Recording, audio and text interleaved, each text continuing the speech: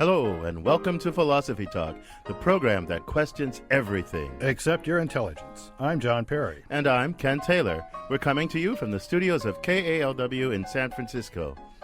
Continuing conversations that begin at Philosopher's Corner on the Stanford campus. Today, we're going to talk about politics and cognitive science. Ooh, politics and cognitive science. Cool. We're going to talk about how the politics can help us get more funding for cognitive science. That's really important, Ken.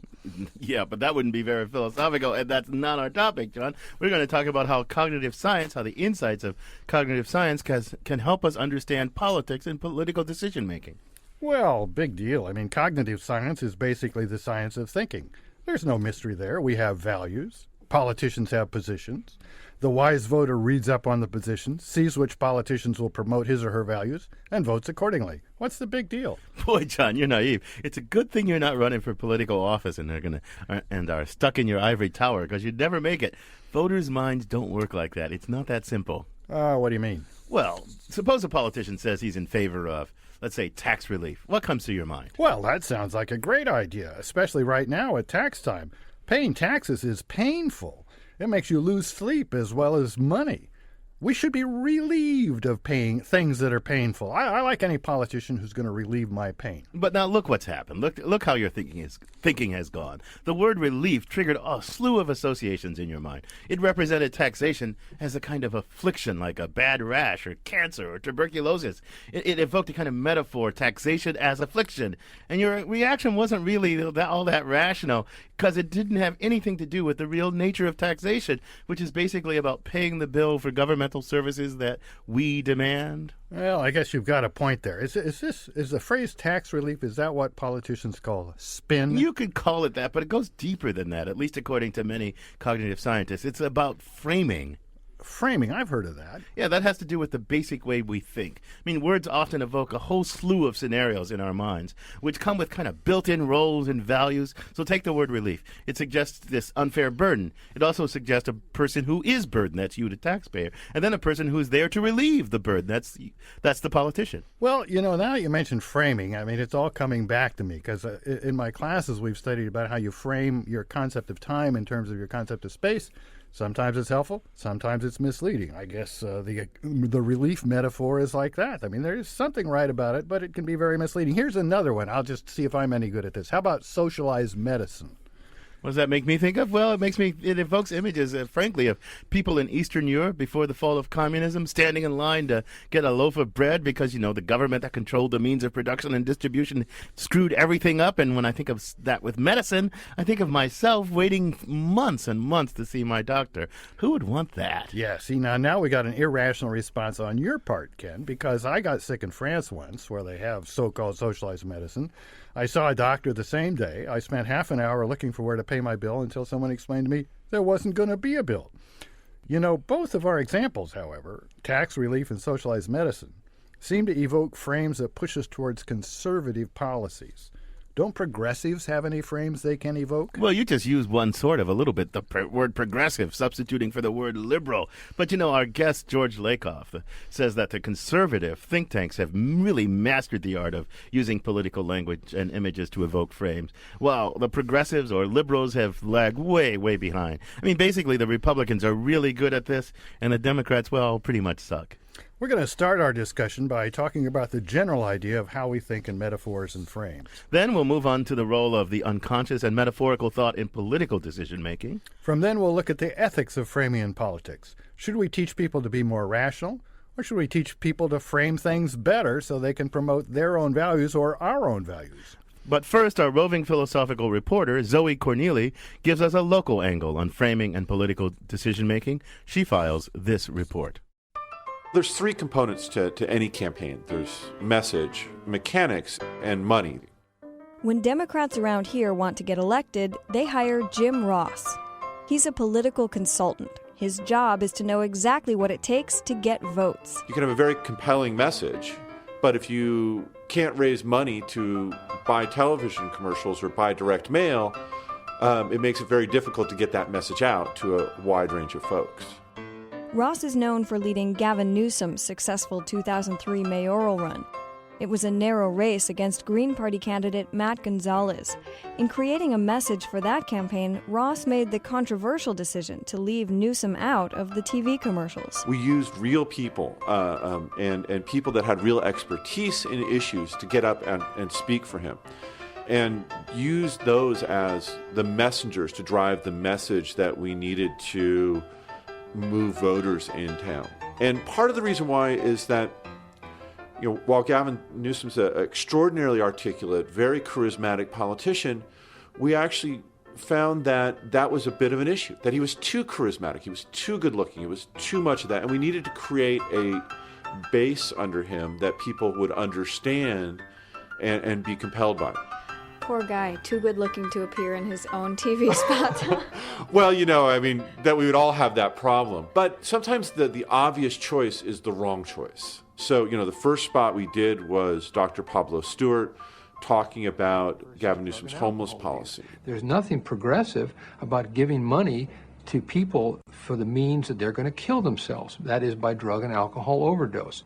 I think Supervisor Newsom's proposals and his leadership as mayor would start to move this process forward.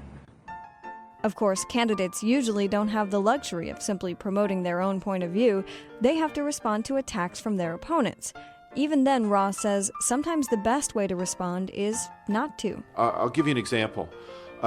We did the Oregon governor's race in 2006, and our opponent, Ron Saxton, spent millions of dollars hitting Ted Kalinowski, the governor of Oregon, on taxes and the issue of taxes. He wants to raise your taxes, he wants to raise your taxes, he wants to raise your taxes. We never ran away from that. Governor did want to raise taxes, but we didn't fall into the trap, or we didn't fall into the idea that we were going to debate him on that issue. We've added 30,000 children to the Oregon Health Plan. We've added more money into the Smart Reading Program to teach young children to read. And we have done more through Jessica's Law to protect our children. I try to convey to them the governor of this state is on your side. We picked up the mantle on going after him or positioning the governor as somebody who shared Oregon's values, that people knew whose side he was on, that you could trust him as somebody who was going to look out for you and for your interests. And that was able to overwhelm and to inoculate us from that tax attack. Ross says this type of advertisement allowed the campaign to reframe the debate on its own terms. There's an old saying in politics, when you're responding, you're losing. So the most important thing, and it always sounds simple, is to run your own campaign. Don't let your opponent run your campaign for you.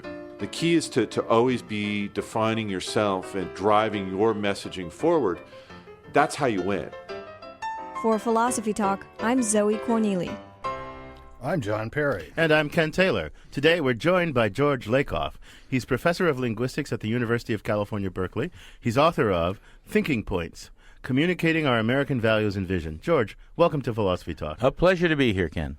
George, you're not the only linguist who's gotten interested in politics. Noam Chomsky comes to mind, as well as Jeff Nunberg. But in your case, what was your route from nouns and verbs to politics and framing? Well, in the 1994 campaign, I saw the conservatives mopping up against the progressives, and I wondered why, because I didn't understand what a conservative was. I didn't understand why the same people were against, let's say, for owning guns and also against abortion. I didn't see the connection. I didn't see the connection between that and being against taxes or being for tort reform. And I figured I had exactly the opposite positions on all these things. So I said, what are my positions? Why? What do they make sense to me? What brings them together? And I didn't understand it. But I did understand that it was in my field, cognitive science. And so I started out asking, what is the generalization behind conservative thought and progressive thought? And the answer came from the study of family values, which is that we think in terms of the nation as a family. And there are two types of families: a strict father family, which is the basis of conservative thought, a nurturant family, the basis of progressive thought. And the way you think in those families, characterizes how you think from one point or another. And we all have both points of view in this culture. So let's step back a little bit before Newt Gingrich in 1994 catapulted you into politics and dig into this underlying idea of framing and cognition. I mean, basically, we think in terms of metaphors. Is that a good thing or a bad thing? Something we should learn to avoid? How do we think of this? Well, we can't avoid it, and it's basically it's who we are. And it's not just metaphors. We think in terms of frames, which have what are called semantic roles. Mm-hmm. That is, if you think of a hospital, there are doctors and there are patients and there are orderlies and receptionists, and those are the roles that are played, and certain people do certain things. We understand a hospital in that way. That's a frame. But isn't that because hospitals are that way? Because there are orderlies and patients and doctors? I mean, that's not automatic, is it? I mean, if we were in take our Eastern European thing, there would also be the officious bureaucrat who was overseeing the right. But we don't think of that. That's the hospital frame. Here, those things can be different in culture to culture, and that's an important fact. That is, frames are not universal, although some everyday ones, like grasping something or picking something up, probably is. But metaphorical thought is natural. And it's thought, not just language, and it comes before language. And it arises because of the way our brains are structured. If you take something like more is up, why do prices rise and fall and skyrocket and so on? If you pour more water into the glass, the level will go up. There's a correlation in your experience. Why do people, for example, speak of warm people and cold people as, affectionate and unaffectionate? Right. So here's my underlying question for you, though, George. I mean, do we think of the world the way we think of it because we have the frames that we have, right, kind of antecedently, and we bring those frames to bear, and we apply them all over the place, sometimes apply them where they're not sort of naturally suited, but I guess metaphor is like taking a frame over here and applying it there or something like that. Or do we have the frames that we have because we're confronted with the world that we're confronted with, structured as it's structured, and so our frames try to reflect something about the world? So you're asking which came first, the chicken and the egg or the chicken and the egg frame? Kind of, right. Well, they came together, and that's the point. You can't just say it's objective or subjective.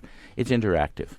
That is, we have bodies, we function in the world, we think with our brains, we have no choice but to think with our brains. Our brains are structured in a certain way.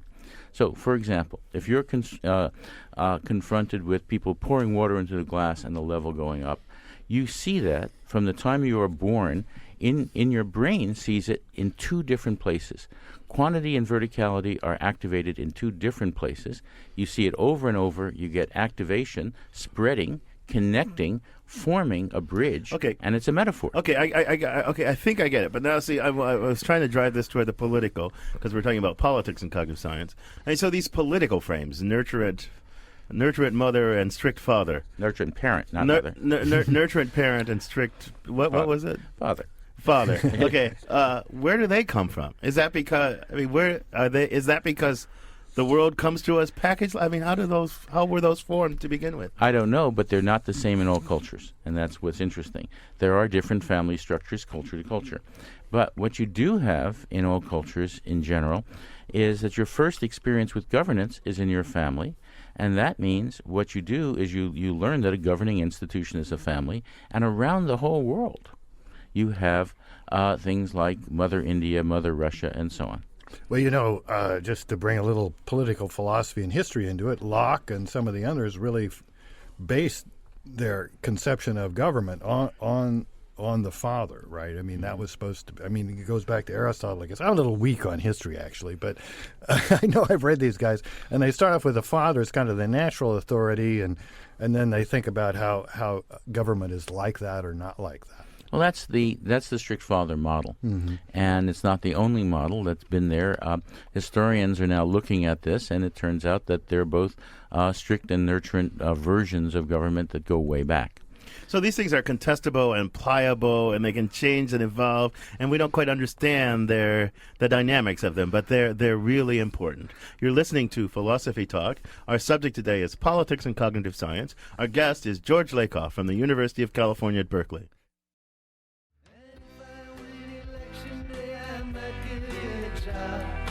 I'll sign the bill and help the board to show I'm not a snob. I'll open my door If you want to grow up to be a politician, you better learn the art of framing. And if you want to be a good, wise, rational voter, you better learn to understand and decipher political framing. This is Philosophy Talk. The topic is cognitive science and politics, and I'm John Perry. I'm Ken Taylor, and our guest is George Lakoff from Berkeley. George, now, you say, and I think rightly, that conservative think tanks have become very successful at framing the leading issues of the day, and progressives have kind of lagged behind. How does this happen? Is there something sort of intrinsic to conservatives and progressives that it worked out this way? Well, the conservatives had a plan, spent $4 billion over 35 years, hired lots of people, including marketing people who understood how people think very well. Progressives have a false theory of reason, which comes from the fact that a lot of them went to college. They thought that that can screw you up for life. It's terrible. They actually learned that that Enlightenment reason was behind the country when it was really Enlightenment politics. And Enlightenment reason turns out in cognitive science to be false in every way. Here are the properties of Enlightenment reason very quickly. 1, it's supposed to be conscious. 2, it's supposed to be dispassionate, unemotional. 3, it's supposed to just fit the world, be logical, be universal. Everybody's supposed to think the same way and it's supposed to be based on self-interest. It's all false. Well, every part of it has been shown in neuroscience and cognitive science in the last 30 years to be false. Well, let's distinguish. I get your point, and you're right about that. Let's distinguish, though, Enlightenment reasoning, let's distinguish Enlightenment rationality from Enlightenment thinking. I mean, the process of thinking, and moving from idea to idea is a mess. And you're right, cognitive science has shown us. But there's still something to be said for dispassionate, impersonal, logical rationality, because we subject all this yucky thinking that we do to rational criticism. And it's wrong. Because what underlies your so-called rational criticism are frames, which is the normal way you think, metaphor, it's the normal way you think, and you can't be rational without emotion. For example, we know from studies of people who've had brain damage that if you lose your capacity to feel emotion, you don't know what to want. You don't know whether you'd like it, not like it, what other people would think about your actions, and you can't function rationally at all. Reason requires emotion.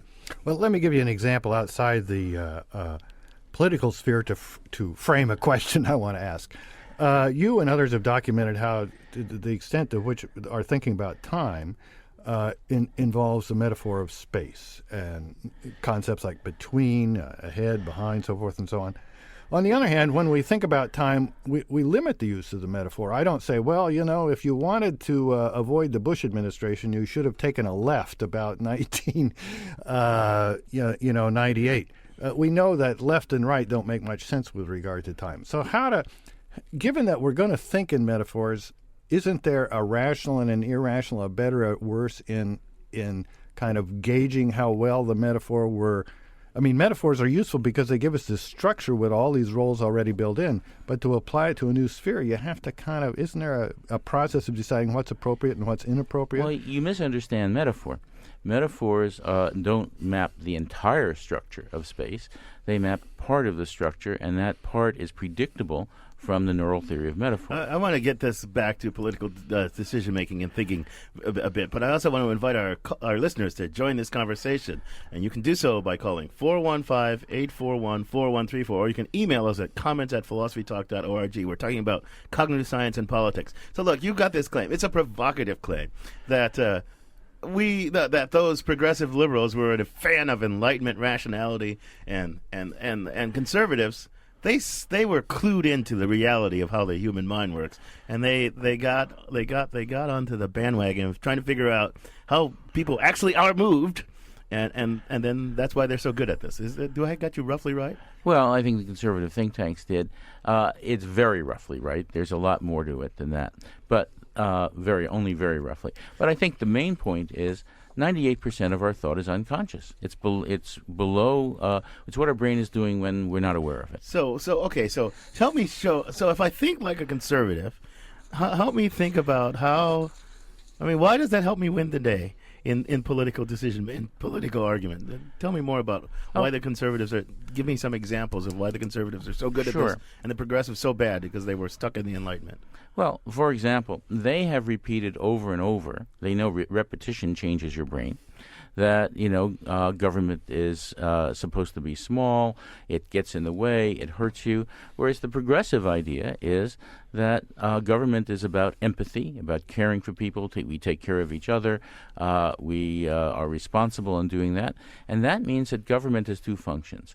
It has protection and empowerment as functions, and that means not just military protection, but environmental protection, worker protection, and empowerment is not just building roads and schools, but supporting a banking system and a court system, and all of that allows any business to function.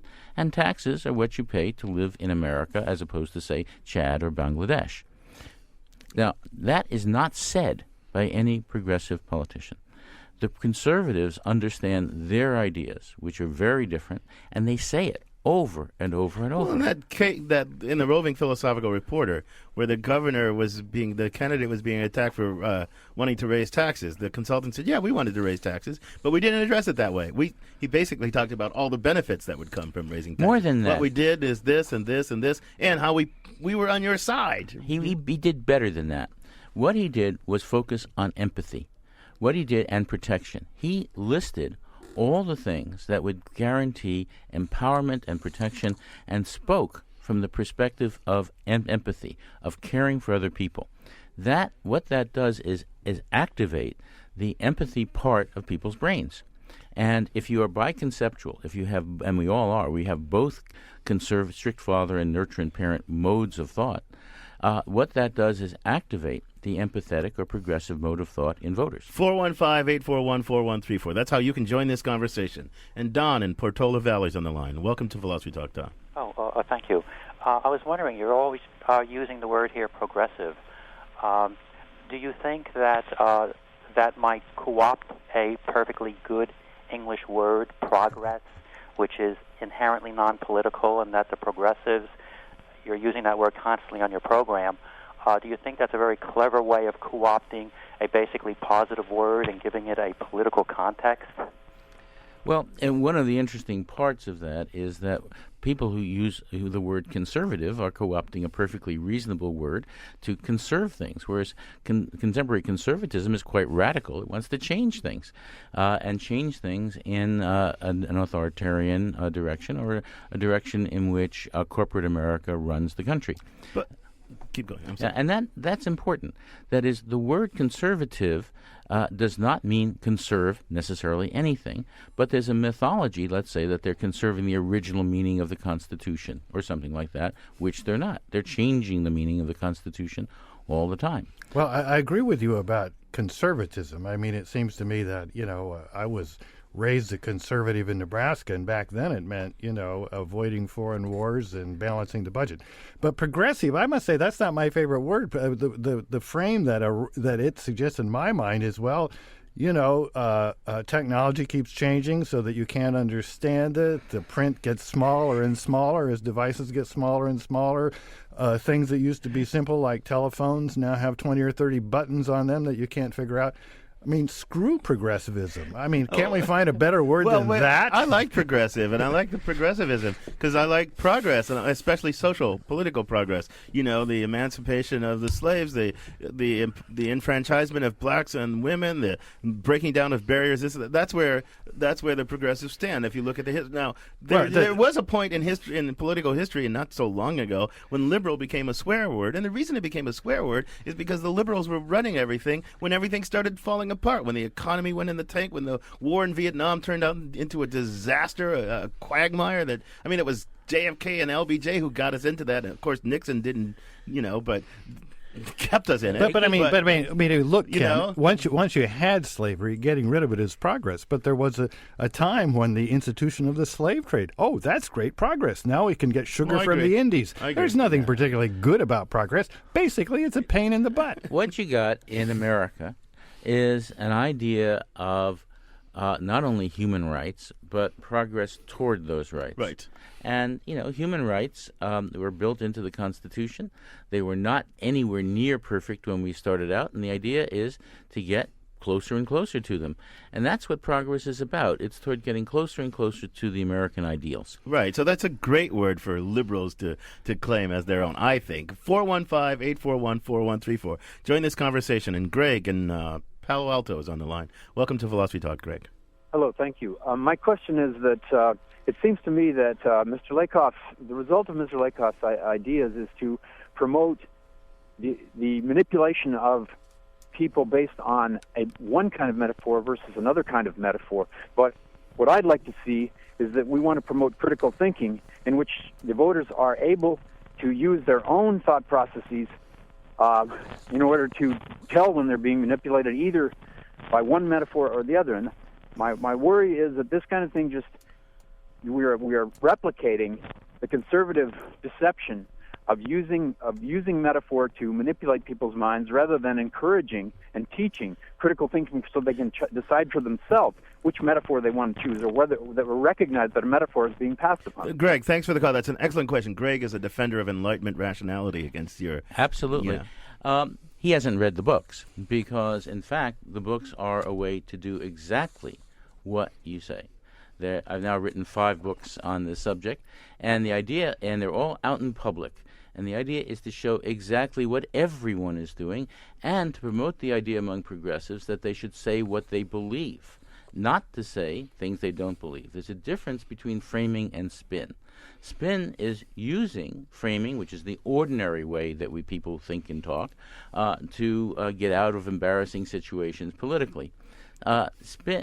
Framing is just saying what you believe effectively. But still, there's still this worry, George, that the frame obscures certain things and highlights other things. And when we're moved by the frame, we can be blind to, well, let's call it the frame invariant realities, right? And we should really learn to cue ourselves into the frame invariant realities and not to let the politicians just select out certain aspects of this thing to highlight and manipulate. I agree entirely. And what I've been writing about is how to tell the truth by framing, because a lot of Democrats think that if you just say, let's say 47 million people don't have health care, the conservatives come back and say, well, they don't deserve it. They haven't worked hard enough.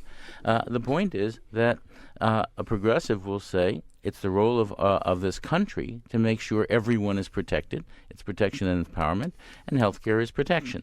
This is something that has to do with what you believe and what the country is about, and saying what you believe, and simply giving the statistics doesn't tell you anything. Robert in San Francisco is on the line. Welcome to Philosophy Talk, Robert. Oh, hi. How are you? My question was if you could elaborate a bit of beyond the discussion of politics as marketing and developing ways of presenting political frames to the public in a marketing campaign, and does this approach go to more civic involvement and democratic engagement rather than just how do you package a candidate's message? Well, before we let Professor Lakoff answer that, let me just make a point that if you go back to Aristotle, you had the study of rhetoric. That was an unhonorable study. I mean, Plato thought it could be abused, but still the idea was that if you have a democracy, you have a civic-minded person, they need to learn how to persuade. So I want to put Lakoff not in the merchandising area, but in this honorable tradition. So go ahead. That's exactly the point. Our job is to teach people exactly how this works. And that's what all of my books do. They'd say, if you believe this, say what you exactly believe and tell the truth. And you need framing to tell the truth. You're listening to Philosophy Talk. We're discussing politics and cognitive science with George Lakoff from UC Berkeley. We've been discussing the basic cognitive process of framing and how some politicians have learned to use it and advance their causes and others haven't learned so well. Do you have some ideas for effectively using frames for the positions you hold? Have you been misled by frames? Share your experiences with us, and you can get an expert's reaction to your ideas.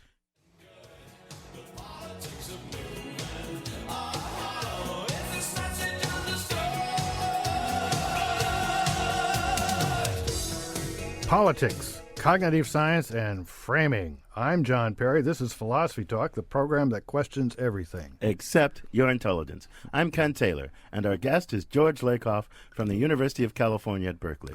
George, you're associated with the Rockridge Institute. That's a good, strong-sounding name, Rockridge, which seeks to enhance the understanding of framing in political decision-making and has, if I might say so, a distinctively progressive position. What are the goals of the Institute? To get beyond framing or to get better at it? The goals of the Institute are to have you understand it and to have you understand exactly how every issue gets framed, but also how the deep concepts get framed.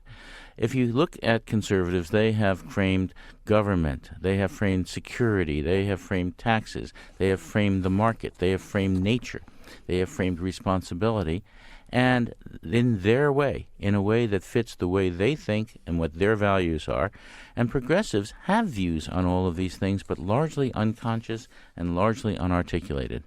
Our job is to figure out exactly how conservatives do it, how progressives do it, and how what we call neoliberals do it. But the thing that worries me about this is not a theorist or thinker, but as a citizen and voter, is that, okay, here all you guys are in your institute trying to understand, how the mind works.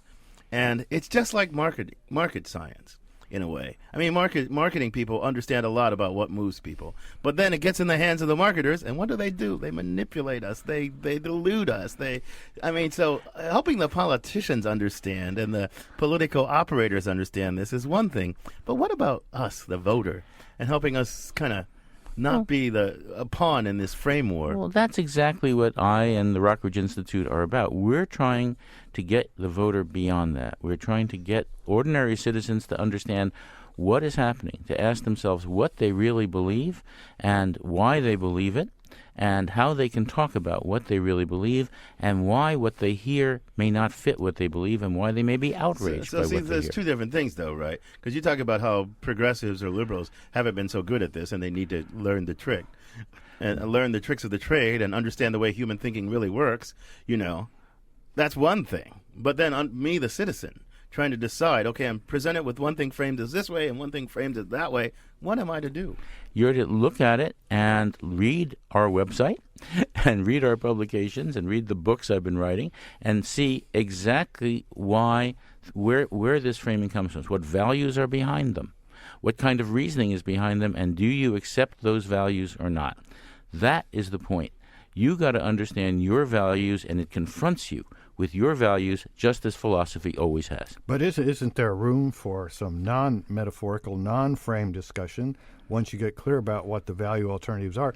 Do we want a government that's based on the father, or do we want a government that's based on the nurturing parent? Do we want a national government that is in charge of healthcare, or do we want to leave it to the states? There's room for these things. Isn't there room for something else to say? Well, look, this frame, nurturing parent versus strict father, that's so inadequate to characterize the real choices that face us. I mean, this is about real stuff in real life. It's not about, how I construe these in kind of loosely metaphorical terms. It's not really about that. That's not very deep. That's not what metaphor is about. What metaphor shows you is it's, first of all, not just about the nation. It's about any governing institution. And there's a mode of thought that you learn in your families. And that mode of thought can be put on the market. It can be put on religion. It can be put on social institutions, whether it's a little league team or a national government.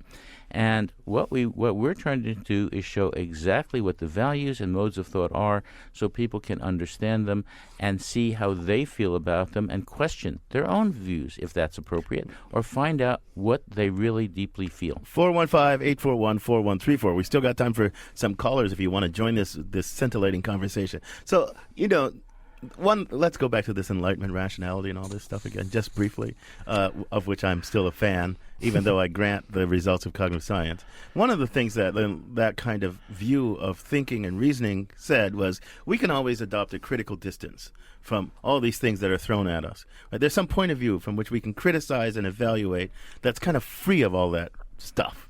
You don't believe that. Right? That's one of the things that we learned from cognitive science and neuroscience. There is no such thing. You have a brain. You've learned frames. You can't think or talk without using frames. You have learned hundreds of what we call primary metaphors before you even learn to walk or talk. You've learned lots of modes of thought that you don't even know are there, right, and that are structuring your understanding of the world. Our job is to make you aware of what's in your own mind. So, but now I'm trying to figure out how much am I. You make me aware of what's in my own mind. How much am I stuck with that? How much can I kind of do cognitive reform? Because some of this frame thinking, Kahneman and Tversky got famous for showing how we can get taken to the cleaners by the way we frame things, right? What kind of capacity do I have to reform and improve my own kind of reasoning and tracking the truth and all that? That's why you do some science. The idea of neuroscience and cognitive science is to allow you to learn how you think, how other people think, and what your limits are. There are limits. You can't just think anything. Well, I mean, if you're doing math, though, math is loaded with metaphors, but still, at some point, the mathematician gets beyond the metaphor and actually proves something, right? No. Oh. You can remember what metaphor does is preserve inference. It preserves reasoning. And it's frame-based reasoning and metaphor-based reasoning all the way down in math. Rafael Nunez and I have a book called Where Mathematics Comes From, and it's about 600 pages, starting with the neuroscience and cognitive science and showing the metaphorical basis of not just simple mathematics, but higher mathematics. George, I would probably want to argue with you at some length about this, because I don't think I share your views about those kind of things, but I found some of your stuff very enlightening. But, on that note, I'm going to have to thank you for joining us. It's been a pleasure to be here. Thank you for inviting me. Our guest has been George Lakoff. He's professor of linguistics at the University of California, Berkeley, author of Thinking Points, Communicating Our American Values and Vision. So, John, what did we learn today? Well, we learned that George Lakoff is just what we expected he would be. Lively, intelligent, full of ideas. You can take the linguist out of Berkeley and put him in politics, and it's still pretty interesting. Also learn that our callers, very good questions today, stubbornly refusing to just abandon the Enlightenment ideal. Yeah, I agree with you. But, John, I think this Lakoff stuff is very, very fascinating. I think there's a lot to it. I think he's right that cognitive science, I'd put it this way, as cognitive science has shown that the human mind is a mess, right? We reason in all these sort of ways that don't really track the truth or the objectively good and all that. And you might wonder where I thought that we ever did reason that way came from. So there is that. But there's still a small voice in me. One thing that's clear, there's a huge gap between the models of thinking and inference that we study in philosophy, even though they've gotten a lot more into visual reasoning and metaphors, and what the cognitive science like Lakoff are telling us. Yeah, but that gap is diminishing, But this conversation continues, as always, or as often, on our blog, the blog.philosophytalk.org, where our motto is cogito ergo blogo. I think, therefore I blog. And you can download podcasts of our program from our website as well. Yeah, and do that and help keep Philosophy Talk on the air. And joining us now, our own Merle Kessler. Hi. A.K.A. Ian Shows, the 60-second philosopher, along with KALW's general manager, Matt Martin, to tell you, we're going to all tell you how you can become part of this lovely family of ours. That's right. This is your last opportunity to show your support for Philosophy Talk during this spring membership drive. I know that the conversation continues on the blog, but the conversation continues on KALW every Sunday morning, because people like you, you make the decision to make the call and show your support. 800-525-9917. We've got a great thank you gift, George Lakoff's Thinking Points. If you haven't spent time with one of George Lakoff's books, don't accept the taglines about what George Lakoff is talking about. You can read it for yourself, get a deeper understanding. That's for a $60 pledge, or for a $100 pledge. Merle? I will leave a message on your answering machine. A message from God. Well, yeah, even though personally I'm message free, yeah, it'll be the message of your choice. Yeah, right. I want to tell you something. Now, I since coming into public radio, I've learned something. Something like 1 out of 9 listeners gets up and donates at these pledge breaks. That means that 8 out of 9 of you are freeloaders. You don't want to be a freeloader. If you're the kind of person who listens to KLW, I'm sure that you're a civic-minded, responsible, community-oriented person. That means you have to do your part. That means you have to get off your duff and dial in at 1-800-525-9917. Make a pledge at whatever level you can. For $60, you'll get Lakoff's book, something points. I've been talking about it all day. Thinking points. Or for $100, you'll get Merle Kessler, aka Ian Scholes, leaving a pointed message on your answering machine. Or for $100 for the bargain price of what was it? $125. $125. You'll get both. And that's to thank you for doing what you ought to do. Get off your duff and not be a freeloader. Because if you want to keep the station going, you have to keep it going.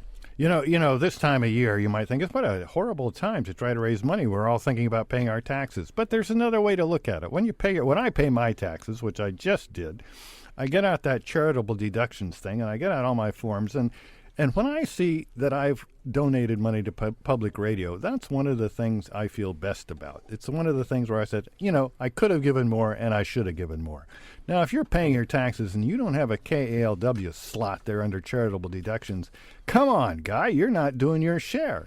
And it is deductible, I think. So get off your duff and phone this number. 800-525-9917. Or if you already have your duff in front of your computer, you want to go to KALW.org. Very simple there. You can take one of these thank you gifts, the George Lakoff book, Thinking Points, the message from Merle for a $100 pledge. Get them both for $125. $125 to keep this forum for intelligent, spirited, prickly sometimes conversation on the air. If that's something you tune in for, now's the time to show your support. And even, so if you're on your duff or off your duff, now is the time to call.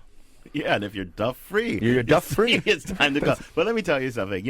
John and I, we had this idea for radio philosophy on the radio, and we met up with Ben Manila at this big conference where most people were giving us the cold shoulder, and Ben and John and I came to various places and said, we want to do philosophy on the radio. And they said, yeah. I want to do philosophy.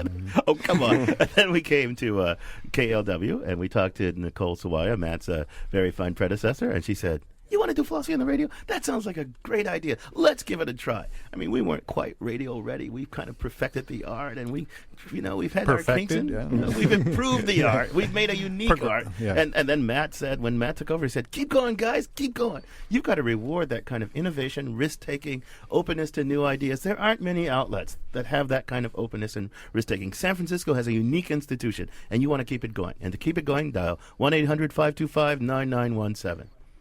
That's right. And, if I was out there, I'd be thinking, I got to come up with some message that's so embarrassing for Merle Kessler to read that he really resists doing it. And it'll be worth, what is it, $120, $160, No, $2,000? Just only $100? Only Oh, my $100? gosh, that's amazing.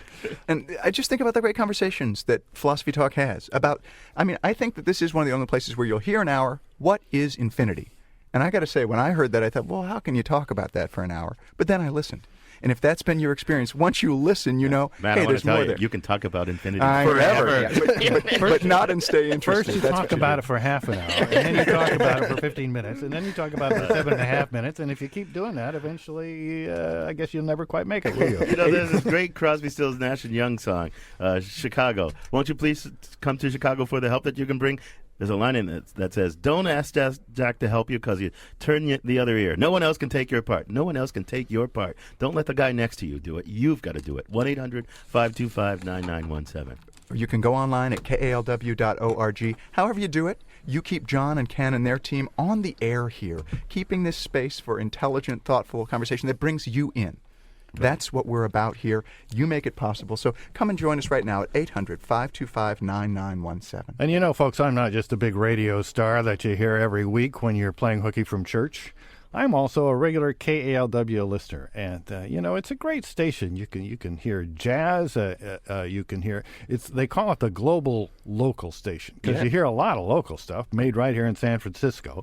But you also hear the BBC. You hear this great show from Canada, whose name I can't remember, that really gives you as it happens. an interesting perspective on what our neighbors up north are doing. It's just such a great radio station, and I'm happy to pay my bucks every so often for it. Yeah, and the point is, it's a lot of people getting together. Everyone here is a listener as well as someone who makes the radio. We just ask you to join us in keeping it going. 800-525-9917. 1-800-525-9917. This is a great station. I really believe in this. I believe in the people who work here. I didn't know what it was like behind the scenes until I became part of it. You meet all these dedicated, thoughtful, energetic, tireless people, and you've got to reward all this risk-taking, all this energy. This is a unique institution. There aren't many like it around the country. 1-800-525-9917. KALW said yes to Philosophy Talk. We ask you to say yes to KALW. Oh, that's a great one. You say yes. And the way you say yes is getting off your duff, Ka-ching. dialing 1-800-525-9917, and making a donation at whatever level you care to. As we say nowadays, yes, we can. Yes, we can support KALW. Yeah, what's the Spanish of that? Si se puede. Si se puede, if you like Spanish. And I'd like to thank you for listening. And thank you for thinking. And thank you for supporting KALW.